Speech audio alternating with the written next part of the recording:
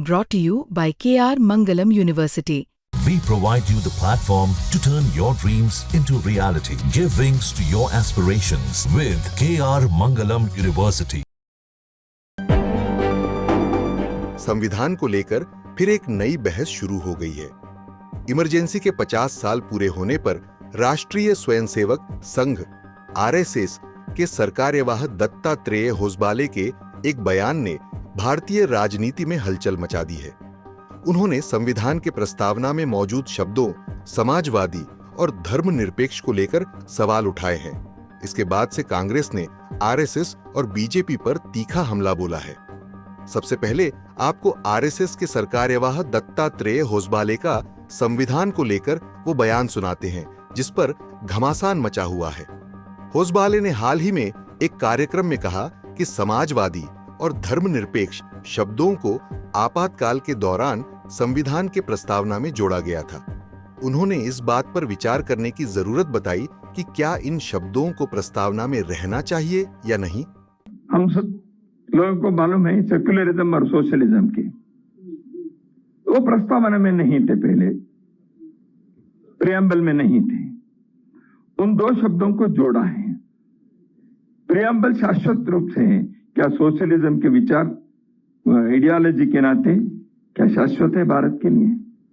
संविधान के निर्माता डॉक्टर बाबा साहेब अम्बेडकर जी के नाम जिस भवन पर है, उसमें मैं खड़े होकर बता रहा हूं, ये बाबा साहेब अम्बेडकर ने जो संविधान बनाया था उस के प्रस्तावना में ये दो शब्द नहीं थे। होसबाले के इस बयान के फौरन बाद लोकसभा में नेता प्रतिपक्ष राहुल गांधी ने आरएसएस और बीजेपी पर जोरदार हमला बोला। उन्होंने सोशल मीडिया प्लेटफॉर्म एक्स पर लिखा, आरएसएस का नकाब फिर से उतर गया है। संविधान इन्हें चुभता है क्योंकि वह समानता, धर्मनिरपेक्षता और न्याय की बात करता है। राहुल ने आरोप लगाया कि आरएसएस और बीजेपी मनुस्मृति चाहते हैं, न कि संविधान।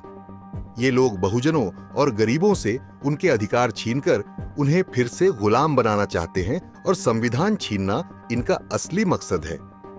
राहुल ने प्रण लिया कि देश का हर देशभक्त भारतीय आखिरी दम तक संविधान की रक्षा करेगा। राहुल गांधी के अलावा विपक्ष की दूसरी पार्टियों के नेताओं ने भी इसका विरोध किया है। समाजवादी पार्टी के नेता अखिलेश यादव ने इस बारे में क्या कहा, वो सुनिए। आरक्षण के खत्म करने के लिए आरक्षण के खिलाफ नहीं बोल सकते हैं, तब वो सोशलिस्टों की बात कहते हैं कि सोशलिज्म शब्द हटना चाहिए।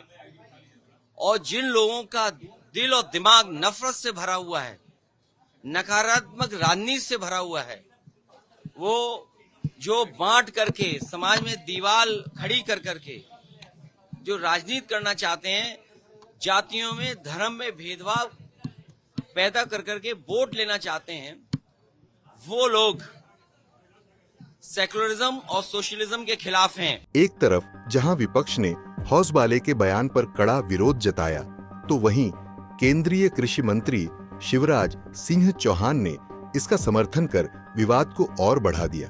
उन्होंने कहा, सर्व धर्म समभाव हमारी भारतीय संस्कृति का मूल है, धर्मनिरपेक्ष हमारी संस्कृति का मूल नहीं है। सर्वधर्म समभाव ये भारतीय संस्कृति का मूल है, धर्मनिरपेक्ष हमारी संस्कृति का मूल नहीं है। और इसलिए इस पर जरूर विचार होना चाहिए कि आपातकाल में जिस धर्मनिरपेक्ष शब्द को जोड़ा गया उसको हटाया जाए। और दूसरी बात है समाजवाद की। आत्मवत सर्वभूतेषु, अपने जैसा सबको मानो, ये भारत का मूल विचार है। अयम निजम परो वेत्ति गणना लघु चेतसाम उदार चरिता नाम तू वसुदैव कुटुंबकम। ये सारी दुनिया ही एक परिवार है। ये भारत का मूल भाव है। जियो और जीने दो, प्राणियों में सद्भाव ना हो, विश्व का कल्याण हो। सर्वे भवन्तु सुखिनः सर्वे सन्तु निरामया, ये भारत का मूल भाव है। और इसलिए यहाँ समाजवाद की जरूरत नहीं है। हम तो वर्षों पहले से कह रहे हैं, सिया राम मैं सब जग जानी, सबको एक जैसा मानो।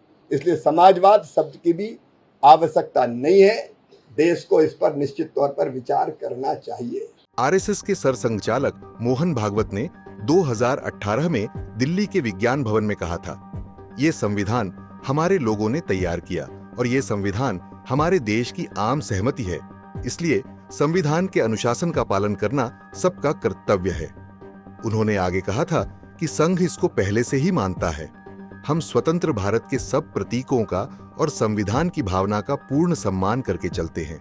लेकिन होसबाले का हालिया बयान भागवत के पहले के रुख से बिल्कुल अलग है, जिससे राजनीतिक गलियारों में बहस और तेज हो गई है।